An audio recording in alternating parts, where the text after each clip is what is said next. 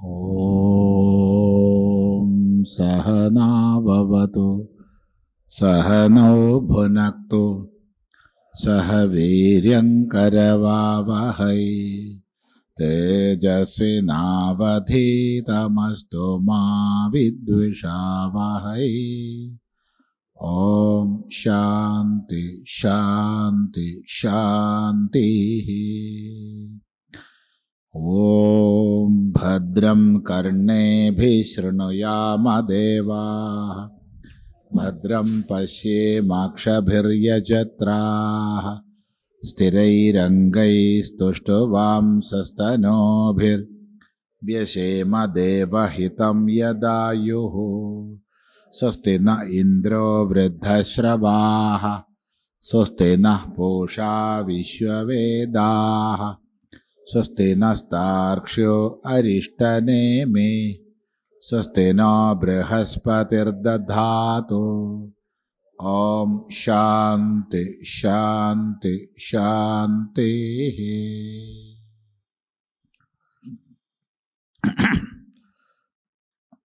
ഓം അഥാശ്വലായനോ ഭഗവന്തം പരമേഷ്ഠിനമുപസമേത്യോവാച അധീഹി ഭഗവൻ ബ്രഹ്മവിദ്യാം വരിഷ്ഠാം സദാ സദ്ഭിഃ സേവ്യമാനാം നിഗൂഢാം യയാ ചിരാ സർവപാപം വ്യപോഹ്യ പരാത് പരം പുരുഷം യാതി വിദ്വാൻ. ഓം അഥാശ്വലായനോ ഭഗവന്തം പരമേഷ്ഠിനമുപസമേത്യോവാച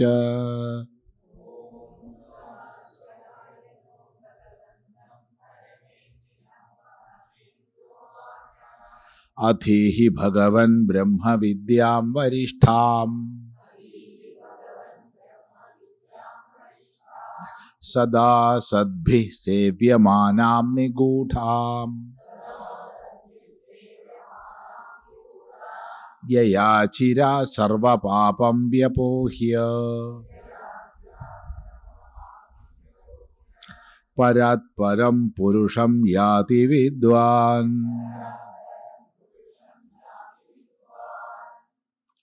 ഓം അഥ. നേരത്തെ പറഞ്ഞ പോലെ ഓംകാരത്തോടു കൂടി ആരംഭിക്കുന്നു. മംഗളാചരണമാണ്, വേദസാരമാണ്. സർവേ വേദാഃ യത്പദമാമനന്തി തപാംസി സർവാണി ച യദ്വദന്തി യദിച്ഛന്തോ ബ്രഹ്മചര്യം ചരന്തി തത്തേ പദം സംഗ്രഹേണ ബ്രവീമി. ഓം ഇത്യേതത്. കഠോപനിഷത്തിൽ ഓംകാരം വേദസാരമാണെന്ന് പറയുന്ന ഭാഗമാണ്. സർവേ വേദാഃ യത്പദമാമനന്തി. എല്ലാ വേദങ്ങളും യാതൊരു പദത്തെയാണോ വിശദീകരിക്കുന്നത്. തപാംസി സർവാണി ച യദ്വദന്തി. എല്ലാ തപസ്സുകളും യാതൊന്നിനെയാണോ ലക്ഷ്യമായി പറയുന്നത്. യദിച്ഛന്തഃ ബ്രഹ്മചര്യം ചരന്തി. യാതൊന്നിനെ ഇച്ഛിക്കുന്നവരാണോ ബ്രഹ്മചര്യത്തെ അനുഷ്ഠിക്കുന്നത്. തത്പദം, ആ പദത്തെ സംഗ്രഹേണ ചുരുക്കമായിട്ട് ബ്രവീമി, ഞാൻ നിനക്ക് പറഞ്ഞു തരുന്നു എന്ന് പറഞ്ഞിട്ട് ഓം ഇത്യ. അതാണ് ഓംകാരം. സർവവേദസാരമാണ് ഓംകാരം. ആ ഓംകാരത്തോടുകൂടി ആരംഭിക്കുന്നു. ഇനി മറ്റൊന്ന് മനസ്സിലാക്കുക, ഓം എന്നുള്ളത് മംഗളാചരണമാണ്.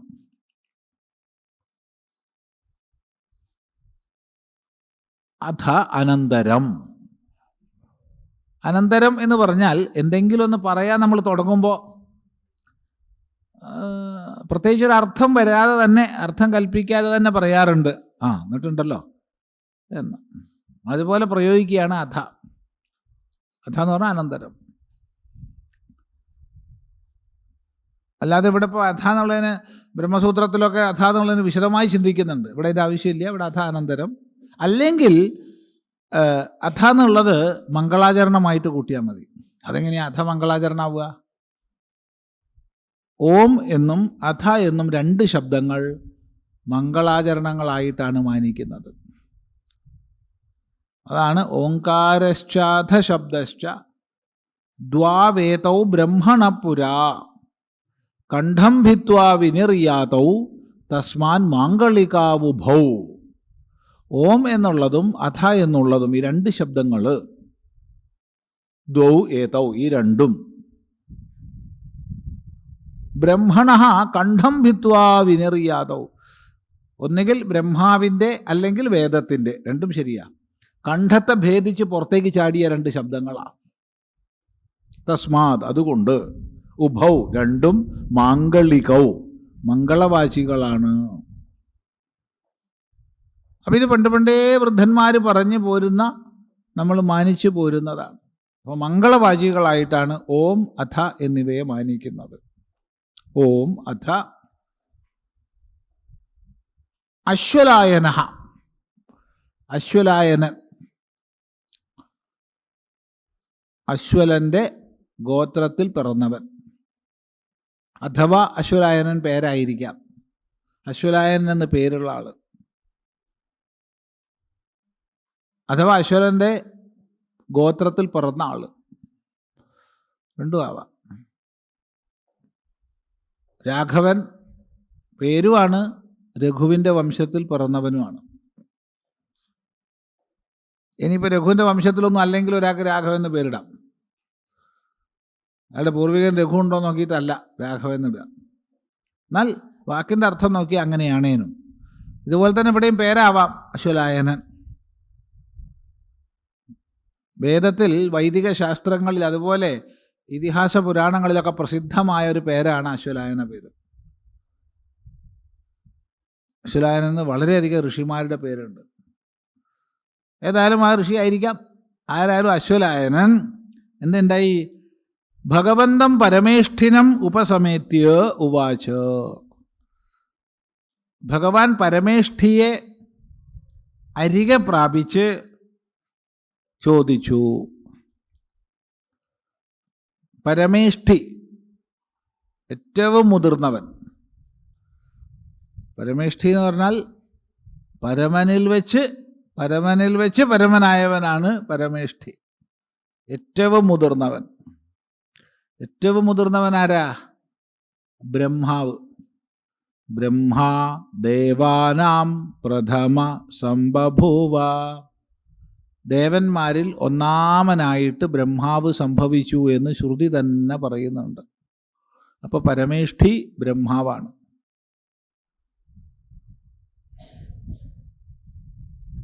അഥവാ സ്ഥാവര ജംഗമാത്മകമായ സകല സൃഷ്ടികൾക്കും മൂലമായിരിക്കുന്നവൻ പരമേഷ്ഠിയാണ്, ബ്രഹ്മാവ്. വൃദ്ധതമൻ എന്ന് പറയാം, ഏറ്റവും വൃദ്ധനായവൻ ബ്രഹ്മാവ്. അപ്പം പരമേഷ്ഠിയെ, ബ്രഹ്മാവിനെ, ആരെ? ഭഗവന്തം, ഭഗവാനെ, ഭഗവാൻ ബ്രഹ്മാവിനെ ഉപസമേത്യ അരികെ പ്രാപിച്ചു. ഭഗവാൻ എന്ന് പറഞ്ഞാൽ ഭഗവാൻ തന്നെ ഇല്ലേ? പലതരത്തിൽ ഭഗവാൻ എന്നുള്ളതിന് അർത്ഥം പറയാം. ഭഗം അസ്യ അസ്തീതി ഭഗവാൻ. ആർക്കാണോ ഭഗമുള്ളത് അവൻ ഭഗവാനാണ്, അവൾ ഭഗവതിയാണ്. ഭഗം അസ്യ അസ്തീതി ഭഗവാൻ, സാ ഭഗവതി. അഥവാ ഭഗം അസ്യാഹ അസ്തീതി ഭഗവതി, ഭഗമുള്ളവൻ, ഭഗമുള്ളവൾ എന്ന് പറയും. എന്താ ഭഗം? ഭഗം വിഷ്ണുപുരാണത്തിൽ നമുക്ക് പറഞ്ഞു തരുന്നുണ്ട്. ഐശ്വര്യസ്യ സമഗ്രസ്യ ധർമ്മസ്യ യശസ്ശ്രിയ ജ്ഞാനവൈരാഗ്യയോശ്ചൈവ ഷണ്ണാം ഭഗ ഇതീരണ. ഇതീരിതാന്നുണ്ട് പാഠം. ഐശ്വര്യസ്യ സമഗ്രസ്യ, സമഗ്രമായ ഐശ്വര്യത്തിൻ്റെയും, ധർമ്മസ്യ ധർമ്മത്തിൻ്റെയും, യശസ്സിൻ്റെയും, ശ്രിയ ശ്രീയുടെയും, ജ്ഞാനവൈരാഗ്യയോശ്ചൈവ ജ്ഞാനത്തിൻ്റെയും വൈരാഗ്യത്തിൻ്റെയും ഷണ്ണാം, ഈ 6 എണ്ണത്തിൻ്റെ ചേർച്ചയ്ക്ക് പറയുന്ന പേരാണ് ഭഗം. അപ്പം നമ്മളിതൊക്കെ അല്പസ്വല്പതൊക്കെ ഉണ്ടാവും ഇല്ലേ, കുറച്ചൊക്കെ ഉണ്ടായി വരും.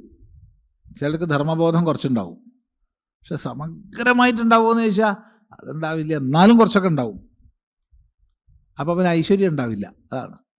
ചിലർക്ക് നല്ല ഐശ്വര്യം ഉണ്ടാവും, പക്ഷെ അറിവുണ്ടാവില്ല. ചിലർക്ക് നല്ല അറിവുണ്ടാവും, പക്ഷെ വൈരാഗ്യം ഉണ്ടാവില്ല. ചിലർക്ക് വൈരാഗ്യം ഉണ്ടാവും, പക്ഷെ ഐശ്വര്യം ഉണ്ടാവില്ല. അങ്ങനെയാണ്. ഇതെല്ലാം കൂടി തികഞ്ഞു വരിക പറഞ്ഞാൽ വളരെ ദുർലഭമാണ്. അല്ലേ, എന്താ അഭിപ്രായം? അതെ, പൊതുവേ ശ്രീയുള്ള ആൾക്ക് വൈരാഗ്യം ഉണ്ടായിക്കൊള്ളണമെന്നില്ല, വൈരാഗ്യമുള്ള ആൾക്ക് ശ്രീ ഉണ്ടായിക്കൊള്ളണമെന്നില്ല. ഇങ്ങനെയൊക്കെയാണ്. എന്നാൽ ഈ 6ഉം സമഗ്രമായ രീതിയിൽ, ഇപ്പം സമഗ്രമായ ധർമ്മം, സമഗ്രമായ ഐശ്വര്യം, സമഗ്രമായ ശ്രീ, സമഗ്രമായ യശസ്, സമഗ്രമായ ജ്ഞാനം, സമഗ്രമായ വൈരാഗ്യം, ഈ 6ഉം തികഞ്ഞു വന്നാൽ അതിന് പറയുന്ന പേരാണ് ഭഗം. അതുള്ളവൻ ഭഗവാൻ, ഉള്ളവൾ ഭഗവതി. വിഷ്ണുപുരാണത്തിൽ തന്നെ വേറൊരു ഒരു സ്ഥലത്ത് പറയുന്നുണ്ട്, ഉത്പത്തിം പ്രളയം ചൈവ ഭൂതാനാം ആഗതിം ഗതിം വേത്തി വിദ്യാം അവിദ്യാം ച സ വാച്യോ ഭഗവാനിതി. അത് ഭഗമുള്ളവൻ ഭഗമുള്ളതെന്നുള്ള അർത്ഥമല്ല, അല്ലാതെ പറയാണ് ഉത്പത്തിം പ്രളയം ചൈവ.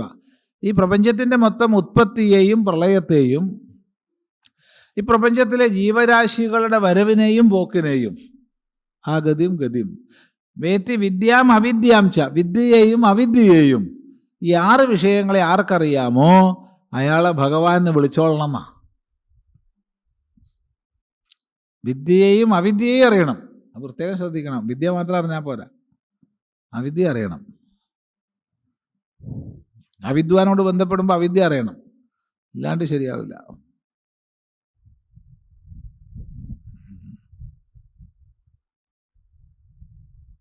ആറ് വിഷയങ്ങൾ ആർക്കറിയാമോ അവനെ ഭഗവാനെ വിളിച്ചോളണം എന്നാണ്. സ വാച്യോ ഭഗവാനിതി എന്ന്. ഇനി ഭവം ഹത്വ ഗതിം ദദാതീതി ഭഗവാൻ എന്നൊക്കെ പറയാറുണ്ട് വൈയാകരണന്മാർ. ഭവത്തെ, സംസാരത്തെ ഇല്ലാതാക്കി ഗതിയെ തരുന്നവനാരോ അവനാണ് ഭഗവാൻ എന്നൊക്കെ. ഏതായാലും കൊള്ളാം, ഗുരുനാഥനെ, ഐശ്വര്യാദി ഗുണങ്ങൾ തികഞ്ഞ ഈശ്വരനെയൊക്കെ നമ്മൾ ഭഗവാൻ എന്ന് വിളിക്കും. ആരെയും വിളിക്കാവുന്ന പേരാ അത്, ഇല്ലേ? അതെ. ഇന്നലെയല്ല, മിനിയാന്ന് രാത്രി ഒരു നേരം പോക്കുണ്ടായി. അതെ, നമ്മളവിടെ ആശ്രമത്തിൽ തമാശയ്ക്ക് എല്ലാവരും പരസ്പരം ഭഗവാനെ വിളിക്കാറുണ്ട്. തമാശയ്ക്ക് വിളിക്കുന്നതാണ്. അതിപ്പോൾ നാട്ടിൽ നല്ല വ്യാപകമായി. കഴിഞ്ഞ ദിവസം കടയിൽ നിന്ന് ഒരാൾ ഒച്ചത്തിൽ വേറൊരാളെ വിളിക്കുക ഭഗവാൻ. അത്രയായി അവിടെ ഒരു മാറ്റം. നല്ല സന്തോഷം തോന്നി അത് കേട്ടപ്പോൾ. ഇയാൾ കുറച്ച് വെള്ളത്തിലാന്ന് കൂട്ടിക്കോളൂ, വിളിച്ച ആൾ കുറച്ചൊരു ആനന്ദത്തിലാണ്. അപ്പം കുറച്ച് വെള്ളത്തിൽ പോലും അയാൾ മറ്റൊരാളെ വിളിക്കണത് ഭഗവാൻ എന്നാ. അത് വലിയ സന്തോഷമായി കേട്ടപ്പോൾ. ഒച്ചത്തിലാണ് വിളിക്കുന്നത്, അങ്ങനെ നമ്മൾ കേട്ടത്.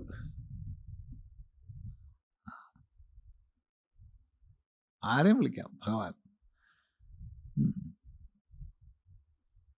ഇവിടെ എന്തായാലും ബഹുമാനപൂർവം ഐശ്വര്യാദി ഷഡ്ഗുണങ്ങൾ തികഞ്ഞ എന്ന നിലയ്ക്ക് ഭഗവാനെ വിളിക്കുകയാണ്. ഭഗവാനെ, ഏത് ഭഗവാനെ?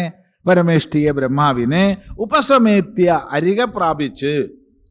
ഈ ഉപസമേത്യ എന്ന് പറയുമ്പോൾ അരികെ പ്രാപിച്ച് എന്ന് പറഞ്ഞാൽ വിധിപ്രകാരം എന്ന് നമ്മൾ മനസ്സിലാക്കണം.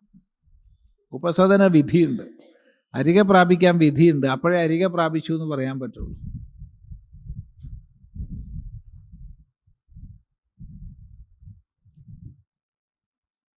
ഗീതയിൽ ഭഗവാൻ വ്യക്തമായി പറയുന്നുണ്ട്, തദ്വിദ്ധി പ്രണിപാതേന പരിപ്രശ്നേന സേവയാ എന്ന്. എന്നാലോ ഉപദേക്ഷ്യന്തി ദേജ്ഞാനം ജ്ഞാനിനഃ തത്വദർശിനഃ. അപ്പം അതിന് നീ ആ പരമമായ സത്യത്തെ നീ മനസ്സിലാക്കിക്കോളൂ. എങ്ങനെ? പ്രണിപാതേന പരിപൂർണമായ നമസ്കാരങ്ങളെ കൊണ്ട്, പരിപ്രശ്നേന ദേശകാലങ്ങൾക്കനുസരിച്ച് സംശയങ്ങളെ ചോദിക്കുന്നത് കൊണ്ട്, സേവയാ സേവ ചെയ്യുന്നത് കൊണ്ട്. അപ്പം സേവാ നമസ്കാരാദികളെ ചെയ്തുകൊണ്ട് വേണം നമ്മൾ ഗുരുനാഥനെ പ്രാപിക്കാൻ. അതാണ്.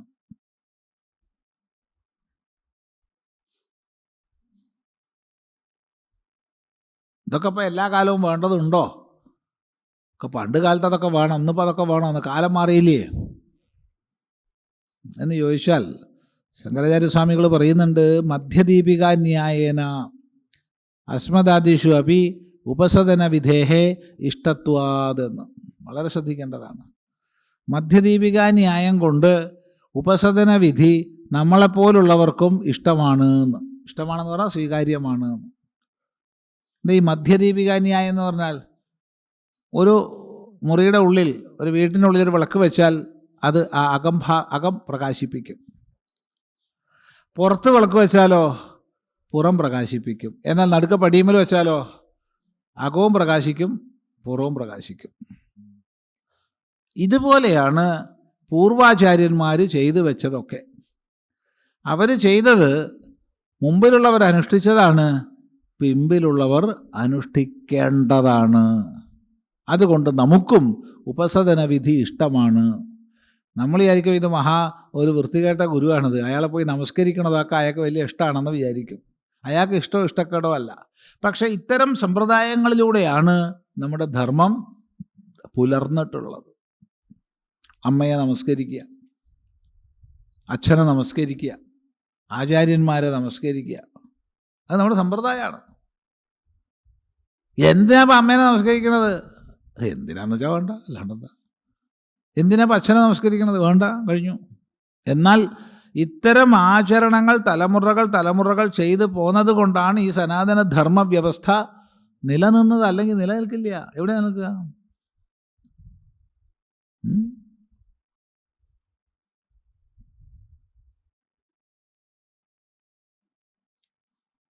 അപ്പം നമസ്കരിക്കുക, സേവിക്കുക തുടങ്ങിയത് ബാഹ്യമായ എന്തെങ്കിലും ക്രിയയല്ല.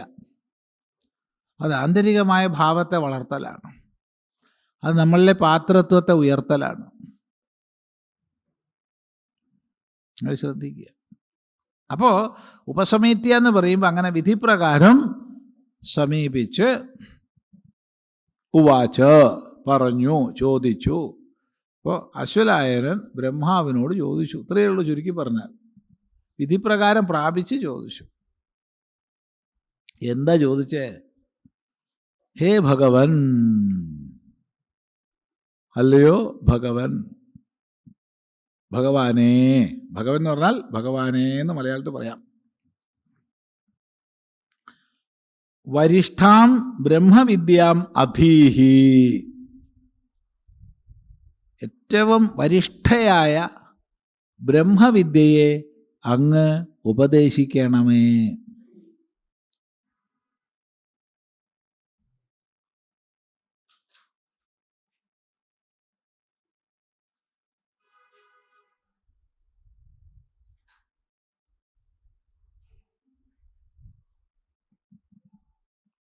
അധീഹി എന്നുള്ളതിന് നീ അറിയുന്നു, നീ ധ്യാനിക്കുന്നു എന്നൊക്കെ അർത്ഥം പറയാം.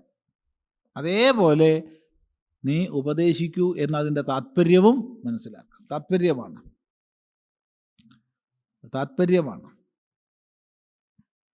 നീ അറിയുന്നു, അതുകൊണ്ട് നീ ഉപദേശിച്ചാലും. എന്തിനെ?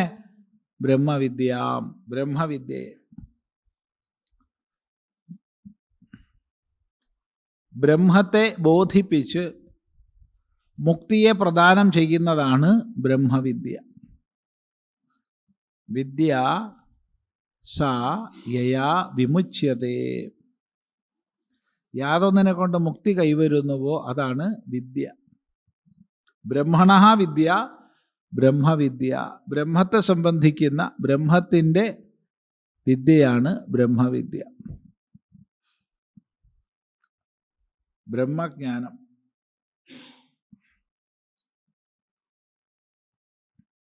ബ്രഹ്മമോ സർവാധിഷ്ഠാനം.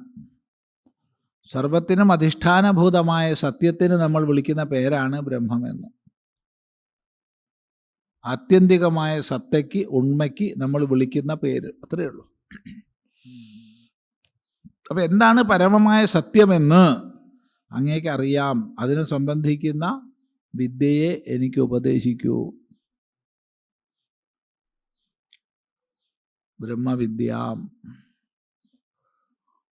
ഈ ബ്രഹ്മവിദ്യ സർവവിദ്യകളുടെയും പ്രതിഷ്ഠയാണെന്ന് ഉപനിഷത്ത് പറയുന്നത് ശ്രദ്ധിക്കുക.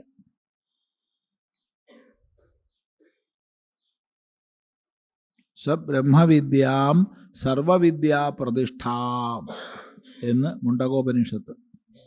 എല്ലാ വിദ്യകളുടെയും പ്രതിഷ്ഠയാണ് ബ്രഹ്മവിദ്യ. എന്നുവെച്ചാൽ എല്ലാ വിദ്യകളും നിലകൊള്ളുന്നത് അടിസ്ഥാനഭൂതമായ ബ്രഹ്മവിദ്യയിലാണ്.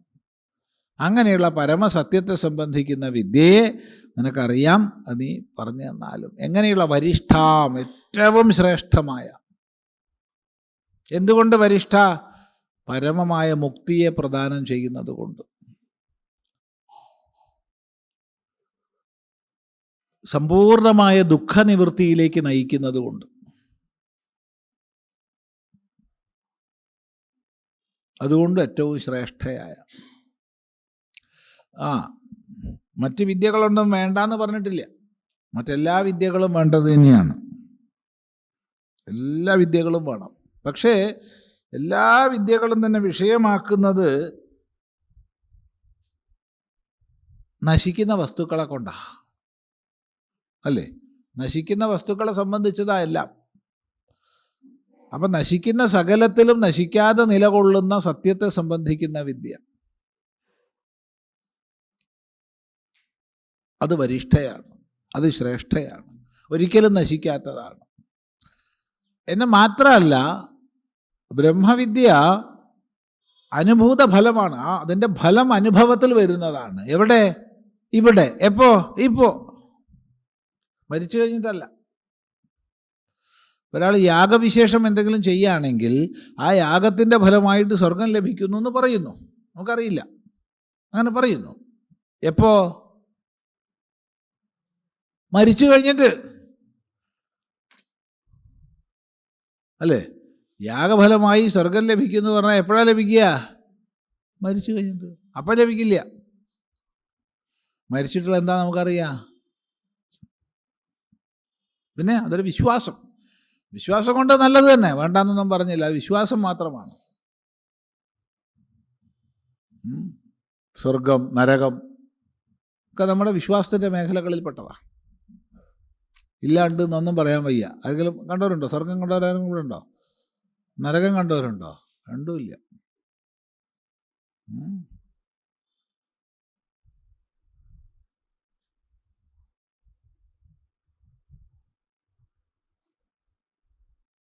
എന്നാൽ ബ്രഹ്മവിദ്യ പറയുന്ന ലക്ഷ്യം മോക്ഷം, അത് ഈ ലോകത്തിൽ ഇവിടെ ജീവിച്ചിരിക്കുമ്പോഴുള്ളതാണ്. അതുകൊണ്ടത് അത് അനുഭൂത ഫലമാണ്. അനുഭവ അവസാനത്വം. അത് ബ്രഹ്മവിജ്ഞാനസ്യ. ബ്രഹ്മവിജ്ഞാനം അനുഭവത്തിൽ അവസാനിക്കുന്നതാണ്. ശ്രദ്ധിക്കുക. അതുകൊണ്ട് വരിഷ്ഠയാണ്, ഏറ്റവും ശ്രേഷ്ഠമാണ്. മറ്റത് വൈദിക കർമ്മകാണ്ഡത്തിൻ്റെ ഫലമൊന്നും വരിഷ്ഠമല്ലെന്നൊന്നും പറയണില്ല. പക്ഷെ നമുക്ക് അറിയുന്നില്ല. അതൊരു വിശ്വാസത്തിൻ്റെ മുകളിൽ പോകുന്നു, അത്രയേ ഉള്ളൂ. ഇവിടെ ഓരോ വ്യക്തിക്കും തൻ്റെ ജീവിതകാലത്ത് തന്നെ കൃതാർത്ഥത അനുഭവിക്കാൻ കഴിയുന്നു. അതുകൊണ്ട് വരിഷ്ഠയാണ്. അപ്പോൾ വരിഷ്ഠാം ബ്രഹ്മവിദ്യാം അധീഹി. വീണ്ടും അതിനെ വിശേഷിപ്പിക്കുന്നു. സദാ സദ്ഭിഹി സേവ്യമാനാം. സദാ, എപ്പോഴും, എപ്പോഴും സുഖം ദുഃഖം, മാനം അപമാനം, ശീതം ഉഷ്ണം, സ്തുതി നിന്ദ, പൂജാ പരിഭവം എന്ന് വേണ്ട ജീവിതത്തിൽ നമുക്ക് ഏർപ്പെടുന്ന എല്ലാ ദ്വന്ദ്വങ്ങളുടെ മധ്യത്തിലും സദാ സദ്ഭിഹി സേവ്യമാനാം, സജ്ജനങ്ങളാൽ സേവിക്കപ്പെടുന്നത്.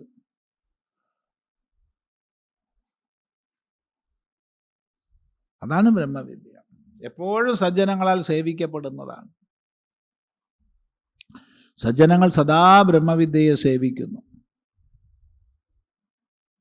അല്ലാതെ കുറച്ചു നേരം അനുകൂലമായിരിക്കുമ്പം കുറച്ചു നേരം, അല്ലേ, അഥവാ പ്രതികൂലമായിരിക്കുമ്പം കുറച്ചു നേരം, അങ്ങനെയല്ല.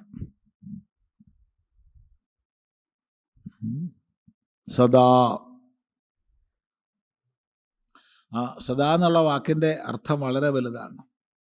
കാരണം ജീവിതത്തിലെ സാഹചര്യങ്ങളെല്ലാം മാറി വരും. ഭൗതികമായ ഒരു സാഹചര്യവും എല്ലാ കാലവും ആർക്കും ഉണ്ടാവില്ല. ഉണ്ടാവുമോ? എപ്പോഴും സുഖമുള്ള ആരെങ്കിലും ഉണ്ടോ? സുഖം ഉണ്ടെങ്കിൽ പിന്നെ എന്ത് സുഖമുള്ളത്? സുഖം അറിയണമെങ്കിൽ ദുഃഖം വേണ്ടേ? ദുഃഖം അനുഭവിക്കാത്ത ഒരാൾക്ക് സുഖം അറിയോ? ജീവിതത്തിൽ ഇന്നേ വരെ സുഖം അനുഭവിക്കാത്ത ഒരാൾക്ക് ദുഃഖം എന്താണെന്നറിയോ? ഇല്ല. ദ്വന്ദ്ങ്ങളുണ്ടാവും.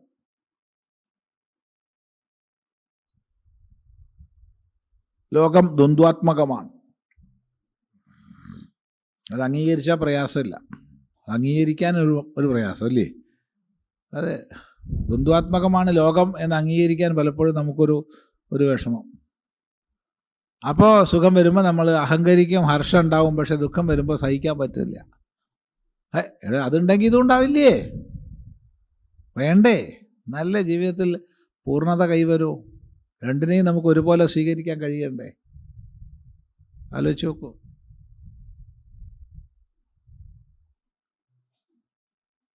അപ്പോൾ സദാ സദ്ഭിസേവ്യമാനാം, സദാ സജ്ജനങ്ങളാൽ സുഖത്തിലും ദുഃഖത്തിലും മാനത്തിലും അപമാനത്തിലും പൂജയിലും പരിഭവത്തിലും സ്തുതിയിലും നിന്ദയിലെന്ന് വേണ്ട ജീവിതത്തിലെ മാറി വരുന്ന ഏത് സാഹചര്യ ഭേദത്തിലും മാറാതെ സജ്ജനങ്ങളാൽ സേവിക്കപ്പെടുന്നത്. പക്ഷേ വേറൊരു പ്രശ്നമുണ്ട്. നിഗൂഢയാണ്, സ്പഷ്ടമല്ല. ഈ ബ്രഹ്മവിദ്യ വിദ്വത് ഹൃദയ ഗുഹയിലാണ്. വിദ്വജ്ജനങ്ങളുടെ പണ്ഡിതശ്രേഷ്ഠന്മാരുടെ ഹൃദയ ഗുഹയിലാണ് നിവാസം. അതുകൊണ്ടിത് പരക്കെ എല്ലാവർക്കും അറിയുന്നതല്ല, അറിയാൻ കഴിയുന്നതുമല്ല. ഇതിൻ്റെ ബാഹ്യങ്ങളായ അംശങ്ങളൊക്കെ നമുക്ക് പഠിച്ചിട്ടൊക്കെ മനസ്സിലാക്കാം.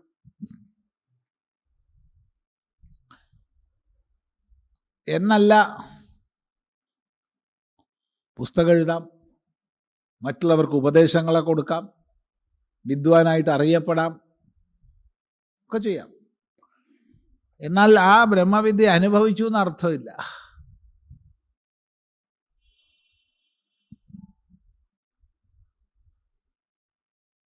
അത് പ്രത്യേകം ശ്രദ്ധിക്കണം.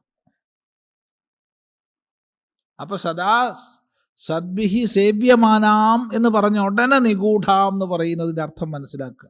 നിഗൂഢമാണ്, വളരെ നിഗൂഢമാണ്. അങ്ങനെയുള്ള ബ്രഹ്മവിദ്യയെ പറഞ്ഞു തരൂ. എന്തിനാണ് ഇത്ര നിഗൂഢമായിട്ടുള്ളതൊക്കെ അറിയാൻ പോണത്? എളുപ്പമുള്ള പഠിച്ചാൽ പോരെ, അതല്ലേ ബുദ്ധി. എന്താ എളുപ്പം വെച്ചാൽ അത് പഠിച്ച് വേഗം പോയിക്കോളൂ. നിഗൂഢമായതൊക്കെ പഠിക്കാൻ വിഷമല്ലേ? എന്തിനാ അതിന് വെറുതെ മെനക്കെടാൻ പോണത്? അന്യം വരം നചികേതോ വൃണീഷ്വ. നചികേതസേ, നീ വേറെ വല്ല വരവും ഭരിച്ചോളൂ. ഇതൊക്കെ വളരെ വിഷമാണോ? ദേവൈരത്രാപി വിജിഗിത്സിതം പുരാ. ദേവന്മാർക്ക് പോലും ഇത് മനസ്സിലാക്കാൻ വിഷമാണ്. അങ്ങനെയുള്ളതൊക്കെ വെറുതെ ചോദിക്കുന്നതിന് പകരം വേറെ എന്തൊക്കെ ചോദിക്കാണ്ട്? അന്യം വരം നചികേതോ വൃണീഷ്വ, നീ വേറൊരു വരം വരിച്ചോളൂ എന്ന് പറയുന്നുണ്ട് യമൻ. നിഗൂഢമാണ്.